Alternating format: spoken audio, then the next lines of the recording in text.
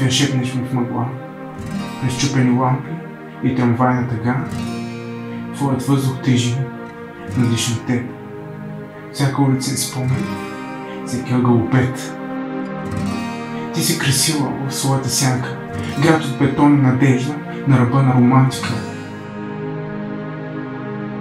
Стените ти крещят с графити любов, а в очите на хората вечна борба и зов.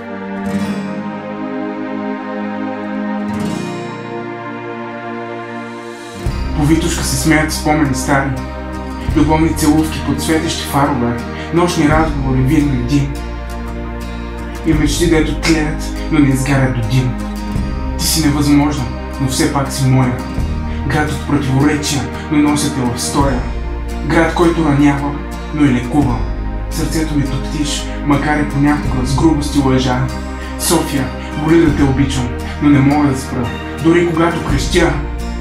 Ти си всичко, и начало и край, град от камък, в който расте вечен май.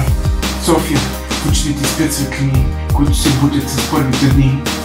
Дори когато мълчиш, крещиш. Аз съм всичко, което търсиш и всичко, от което бягаш. Обичам те с кръпките и фасадите стари, с усмивките мимолетни на непознати. Ти си балет между болка и шум, ритъм от клаксон и влюбен шепот на струм. Град на контрасти, на вечерен дъжд, на сълзи по улов и на вино без съд. Разпиляна и нежна, с вкусна липа, но нощ не тежиш като стара вина. Аз пак съм пущен без вина, без вина. Търси себе си в твоите влакове и тишина. И знам, че си трудна, недовършена мечта. Че си моята истина, моята София. Град на бездомни мечти и изморени души. Всички бързат, все едно от нещо бягат, а никой не знае къде отива. Стените говорят, но ние отдавна не слушаме. Само върви, с обувки протрити от пропуснати шансове.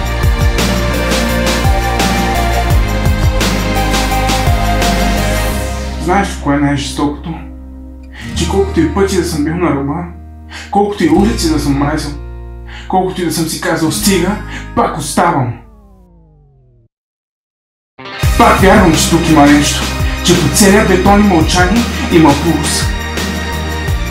Има живот, че хората, които се борят мълчаливо, са герои, които просто никой не вижда. И ме боли. Боли ме, че още вярвам. Но май това ме прави жив. София няма да се промени сама, но ние сме нейната промяна.